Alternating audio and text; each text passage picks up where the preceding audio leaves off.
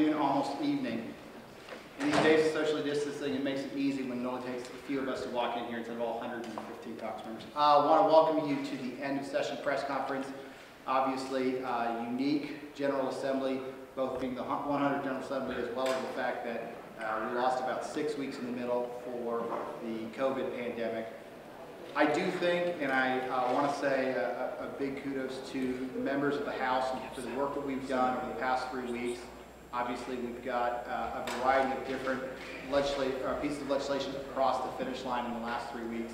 I want to spotlight a few that I think bear repeating and things that were major lifts for our caucus. One being the first most far-reaching reciprocity bill in the country. We're the third state to do it, but I think ours is going to be a model for the nation. And it's already been picked up by the White House as something that other states should emulate. Obviously, the big tort reform bill, Senate Bill 591, the punitive damages bill, a piece of legislation that I was obviously very personally attached to that was the final vote that we took, the Hyperloop legislation, once again trying to expand innovation in what we do. And so with that, I also want to remind everybody that while we do go through this pandemic, one of the bills that we worked on into the wee hours of the morning this morning and finished up today was the election-related legislation that Representative Shaw carried. Really happy to get that done and over with. And so with that, happy to take any questions. The floor leader, in his closing speech, talked about coming back. What reasons would the legislature need to come back? Well, obviously, that would be a decision most likely made by the governor. I think the most likely possibility for a special session would be on budgetary-related issues. We had a constitutional deadline of May 8th to get a budget done, and we met that deadline, but since we delayed our income tax filings until mid-July, it's really hard for us to make a calculated decision on what that budget number would look like by the time we got to that date. So I think it's possible we come back on a budget situation. Obviously, on national level, if there's more stimulus funding that becomes available, then we're going to have to come back to that to appropriate that as well. So I'd say that's the most likely. Mr. Speaker, in terms of the session, you had said in March that this was not going to be a usual session. Obviously, it was worse than what we thought in terms of the time that was lost. What are you most proud of? One or two things that passed? And what are you most disappointed in that didn't get through? I think obviously the biggest thing that we passed in this situation, I think probably the toughest lift that we had was our budget. The work that the budget chair did in having to take 6 weeks off, try to come up with the best calculated estimate of what we believed the revenues would look like and work with the Senate to draft a substitute motion for the House and negotiate that in really about a 2-week period or less than that. I think that's probably the most substantive work that we did this session. Obviously, the policy work that I've mentioned earlier is incredibly important, but I think the budget lifts that we made were the most important one. Obviously, every session there's things that don't get across the finish line. You know, there was parts of 1450 we were trying to get done at the very end. But if I look back at the beginning of the session and I look at the things that I most wanted to accomplish and that our caucus listed as their priorities to get done, I think it's an incredibly successful session for having lost 6 weeks in the middle of it, particularly when you lose 6 weeks of legislative session and also you add a new element that we were trying to work on legislation in response to the COVID-19 crisis. The House has prioritized criminal justice reform in the past several years, but you just passed Senate Bill 600, which includes a lot of things that would increase penalties for crimes. It would create a new crime. How do you explain that inconsistency? Sure. I don't think it's an inconsistency because I think a lot of the criminal justice reform that we've worked on is people that have, especially people that have created committed nonviolent crimes that we're trying to rehabilitate and return to society. And then also a lot of the people that are in prison that are older. For instance, Representative Hannigan, who's worked for years on his advanced age parole bill.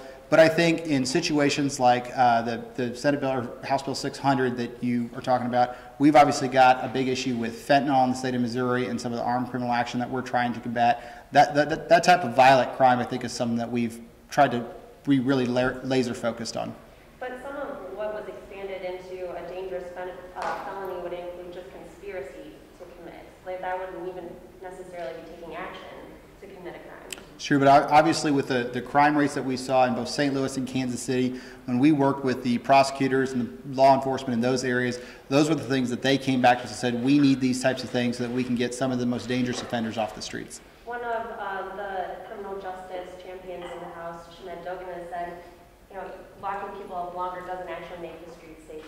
What do you think about that argument? There's obviously some veracity to what he says, and Representative Dogan has been a passionate advocate for this, but as we saw last year, we did 3 fairly substantive pieces of criminal justice reform. There are ways that we can rehabilitate and return those people to being productive members of our society, but we have obviously a problem in the inner cities in both St. Louis, Kansas City, and Greene or Springfield that we need to be focused on. And so that's the dichotomy we face, and that's how these 2 pieces of legislation dovetail.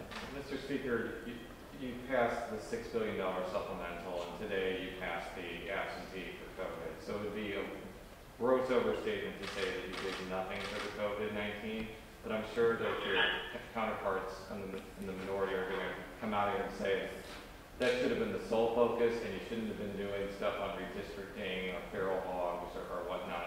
What's going to be your response to that? First of all, my response is that obviously a focus of what we did when we came back was COVID-19.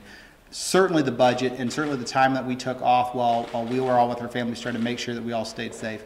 You look at, and one of the things that I'm most impressed by is when we came back, especially with the security protocols that we instituted, we still only had 1 member in the entire time that we came back that ended up being positive for COVID-19. I think that's a credit to the Capitol. I also think, though, that when you come back into session, that if we're going to be here, that the work that we do, it's important to say we're not just going to be here for 1 or 2 issues. If we're going to be here, we're going to be here to work. And that means early mornings and long nights, and it means that some of the issues that we had prioritized before the pandemic were issues that we were going to try to finish after the pandemic. Now, it doesn't mean we lose sight of what's going on in our country right now and in the current health situation. It just means that we can walk and chew gum at the same time. And on the absentee issue, it seemed like it passed overwhelmingly. It's going to Governor Parson, but you criticized by Secretary Ashcroft and other people on the right for being too expansive and opening the door for mail-in voting. And then some people on the left don't like the fact that the mail-in part needs a notary. I guess no one's happy with why did you come at that conclusion that seems to have aroused some bipartisan scorn, basically? Bipartisan scorn and bipartisan support at the same time. This is honestly something that I came out publicly a couple of weeks ago and took a position that ended up being pretty well reflected in the bill. I think it's important to recognize that while we're under an emergency declaration and while we're in a pandemic, that there are going to have to be some things that we do to ensure that citizens have full and fair access to the ballot box. Now, I think when that pandemic is over or when the state of emergency is over, that's obviously going to change that calculation. And I think that trying to keep that very narrow focus was important. Now, obviously, if we had a full legislative session, I would love to continue the work that we did on voter ID. I think that's really important, and I think that's something that our caucus has long prioritized. But obviously, when you take 6 weeks out of the middle of the session, there are some things that are not going to make it to the finish line. Other than absentee voting, the budget, and then the reciprocity bill, were there any other measures related to the pandemic that the legislature passed that you want? I don't have the full list of bills that we've passed. Obviously, we had some language in a lot of the bills that had to do with immunity for some of the healthcare workers. But I will actually need to sit down next week and pull the full list of bills to figure out exactly how many of them have COVID-related items in them. You guys are social distance now, but it's kind of hard to do that if you're sitting next to each other on the floor. Are you concerned that maybe in a couple of weeks, being together for so long might have spread COVID among lawmakers, and then they're going back to their communities and possibly spreading the virus? Listen, it's certainly possible that that's going to be the case. We've been in session now for 3 weeks. We've not had anybody positive, and we've taken a significant amount of security protocols. Obviously, we're checking temperatures as people come into the building. Some people are still choosing to wear masks, and obviously a lot of members still choose to sit in their offices. We limited committee hearings to one room where we could spread the members out. But obviously, when it comes to voting, there's just no way to do consistent voting on legislation without having all the members in their seats at the same time. So we took the security protocols that we thought we could do and maintain a consistently and efficiently moving session. Once again, and I've said this before a variety of times, I think the House has been one of the leaders in government agencies on reaction to the COVID-19 pandemic. We convened a committee on this led by Dr. Patterson before there was even a positive case in Missouri. We've probably led the state, as far as I'm concerned, in our security protocols and our flexibility with our employees. And so it's something we take absolutely serious, both the safety of our members and the safety of the constituents of our state. What if 1 week from now a member is positive for COVID? What happens? That's obviously a potential we're going to see, and you've seen it in Congress that there have been congressmen that have gone to D.C. and they test positive later. That's part of the obviously the risk of people convening in large groups.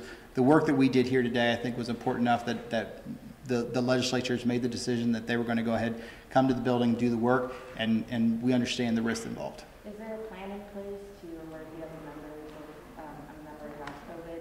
There is, and we did that when Representative Runnins was tested positive. I'll take one more question. Are you planning on naming any interim committees, or are you done? Or, You know, that's something that I'll figure out probably after June 1st. Obviously, we have to come back in the next week or two to get all the bills signed in time to send to the governor. Once we've got that accomplished, we'll start the consideration of doing interim committees. Thanks, everybody.